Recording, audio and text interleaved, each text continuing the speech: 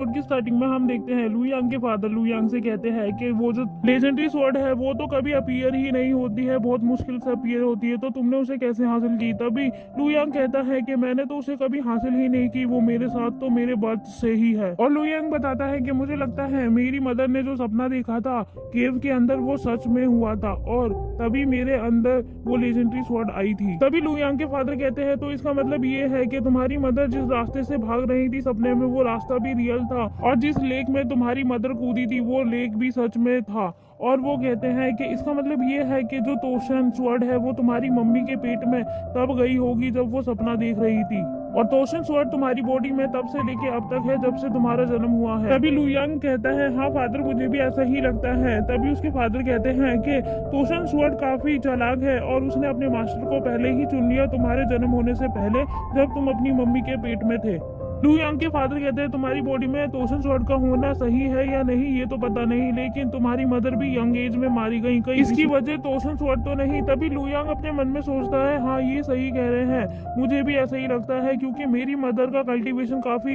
Advance था और जैसा कि इन्होंने बताया मेरी मदर एक बहुत ही अच्छी डिसाइपल थी कैंगलिंग पैलेस की, तो ऐसे कैसे हो सकता है। कहीं ये मुझे बताना चाहती हो कि मैं इसे कंट्रोल करूं या फिर ऐसा तो नहीं कहीं ये स्वॉर्ड मुझे कंट्रोल कर रही हो। तभी लू यांग अपने फादर से कहता है फादर आपने मुझे बताया था कि एशियंट ड्यून में लेजेंडरी स्वॉर्ड डार्क ग्रीन होगी, लेकिन वहां पर फिर तोशन स्वॉर्ड क्या कर रही थी, क्या वो भी उस वर्ल्ड में ही थी या फिर ये दोनों ही एक साथ थे। तभी उसके फादर कहते हैं हाँ तुम कह तो सही रहे हो, लेकिन जब तुम्हारी मदर वहां से निकल रही थी तो शायद एक स्वॉर्ड उनके पेट में थी और दूसरी भी वही होगी, पर लेकिन हम उसे ढूंढ नहीं पाए थे और उससे पहले ही उस केव से बाहर आ गए थे। और वो कहते हैं कि तुम भी वहां जाना जब तुम एक ब्लेड मास्टर बन जाओगे और तुम्हारे पास ज्यादा पावर आ जाएगी। तभी वो कहते हैं तुम्हारे और लू शिंगमिंग के साथ जो हादसा हुआ था उसके बाद मैं नॉर्थ डोमिन गया और उसके बाद मैं सिंगजुओ में गया और सिंगजुओ के बाद मैं यूकेन माउंटेन पर गया, मुझे वहां पर लगा कोई रास्ता हो लेकिन मैं एंटर नहीं कर पाया, उसके एंट्रेंस तक ही पहुंचा था बस और वहां से वापस आ गया और मुझे वहां लगा कि यहाँ पर कोई डिफरेंट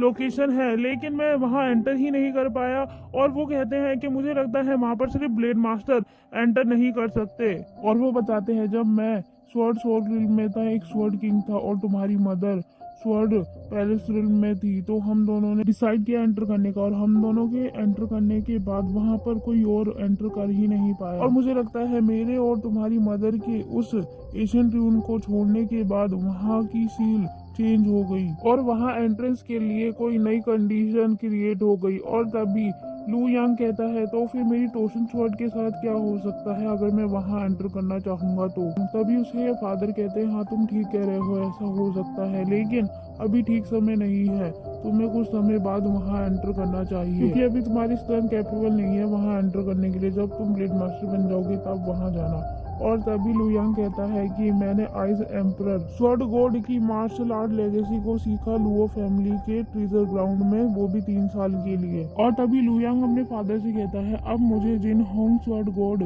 के मार्शल आर्ट लेगेसी को सीखना है जो कि लू फैमिली की है और दोनों फैमिली के स्वॉर्ड गॉड की मार्शल टेक्निक को कंबाइन करके एक स्वॉर्ड आर्ट बनानी है और एक ब्लेड मास्टर बनना है। तभी उसके फादर पूछते हैं कि तुम 23rd ईयर के हो गए। तभी लू यांग कहता है अभी 4 मंथ है मेरे 23 ईयर के होने में। और तभी उसके फादर कहते हैं कि सुपीरियर मार्शल आर्ट को तुम सीखना कुछ देर बाद। तभी वो कहते हैं कि ली जुई ही और जियान वूसोंग दोनों स्वॉर्ड किंग बन गए थे 18 ईयर्स की ओल्ड में और तब तक तो तुमने अपना कल्टीवेशन स्टार्ट भी नहीं किया था, लेकिन अब इतनी जल्दी तुम स्वॉर्ड किंग रिल्म के पीक पर पहुंच गए, तुम्हारा टैलेंट काफी ज्यादा अच्छा है और तुम्हारे आने की खुशी में मैं एक सेरेमनी रखूंगा और उसके बाद तुम मार्शल आर्ट लेगेसी को सीख सकते हो हमारे एंसेस्टर ने जो छोड़ी थी और अब से तुम पैट्रियार्च के साइड चैम्बर में रहोगे। और वो इतना बोल के वहां से चले जाते हैं। फिर हमें नेक्स्ट सीन दिखाया जाता है लू यान और उसकी मदर बात कर रहे होते हैं। उसकी मदर उससे कहती है कि अब तुम्हारे डैड आउटसाइडर को भी जगह देने लग गए यहाँ पर, लेकिन तुम्हें चिंता करने की जरूरत नहीं क्योंकि तुम्हारे फादर भी एक ब्लेड मास्टर है और तुम्हारे ग्रैंडफादर भी एक ब्लेड मास्टर ही है और तुम्हारी ब्लड लाइन बाकी के हेवनली चाइल्ड से काफी ज्यादा डिफरेंट है और अच्छी है। तो तुम्हें इसके बारे में कोई चिंता करने की जरूरत नहीं कि कोई अपने लक्ष्य से स्वॉर्ड किंग बना और हेवनली चाइल्ड बन गया है तो वो तुम्हारा कभी कंपेयर नहीं कर सकता, क्योंकि वो तुम्हारे टैलेंट से काफी दूर है। तभी लू टियान कहता है मदर आप सही कह रही हो, वो मुझे कभी बीट नहीं कर सकता, लेकिन बस मैं ये पूछना चाहता हूँ वो फादर से क्यों मिलने आया है। तभी उसकी मदर कहती है कि तुम चिंता मत करो, मैं तुम्हारे फादर से पूछ लूंगी, लेकिन और लोगों के मुकाबले ज्यादा मेहनत करने की जरूरत है ताकि कोई तुम्हें हरा ना सके। और तभी हम देखते हैं वहाँ पर लू सॉन्गटन आते हैं और वो लू टियान को कहते हैं मुझे तुम्हारी मदर से कुछ बात करनी है, तुम अपने कमरे में जाओ, और वो वहाँ से चला जाता है। तभी हम देखते हैं लू सॉन्गटन लू टियान की मदर के पास आते हैं और बैठते हैं और वो कहते हैं लू टियान मेरा भी बेटा है, इसका कोई रीजन नहीं कि मैं उसे अंडर एस्टिमेट कर सकूं, और वो मेरे टैलेंट से कहीं ज्यादा आगे है, लेकिन यहाँ पर कुछ हेवनली चाइल्ड है जो कि उससे कहीं ज्यादा आगे है और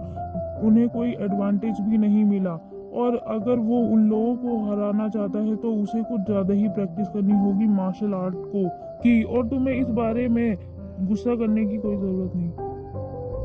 और तुम्हें इस बारे में गुस्सा करने की बिल्कुल जरूरत नहीं। तभी उसकी मदर कहती है कि तुम तो जानते ही हो कि लू टियान मेरा सब कुछ है और वो फ्यूचर में जरूर साइन करेगा, और जब तुम उसे डांटते हो तो मैं बहुत ज्यादा अपसेट हो जाती हूँ, और हम दोनों ही चाहते हैं कि लू टियान सबसे ज्यादा बेहतरीन हेवनली चाइल्ड बने, और हम दोनों ही लू टियान की भलाई के बारे में सोचते हैं। और तभी वो कहती है ये बातें छोड़ो, तुम ये बताओ कि यान हेवनली चाइल्ड यहाँ क्यों आया था। तभी लू सॉन्गटन कहते हैं हाँ मैं तुमसे उसी के बारे में बात करने आया था। तभी वो कहती है क्या वो मुद्दा मुझसे जुड़ा हुआ है। तभी वो कहता है हाँ। तभी वो कहती है कि अच्छा बताओ तो फिर सच सच बताना। और तभी लू सॉन्गटन बताता है कि यान स्वॉर्ड चाइल्ड का नाम लू यांग है और वो मेरा बेटा है। और तभी लू टियान की मदर शॉक में हो जाती है और वो कहती है कि तुम इस तरीके का मजाक नहीं कर सकते मुझसे। और गाइस ये वाला एपिसोड यहीं खत्म हो जाता है, मिलते हैं इसके न्यू पार्ट में जल्द ही।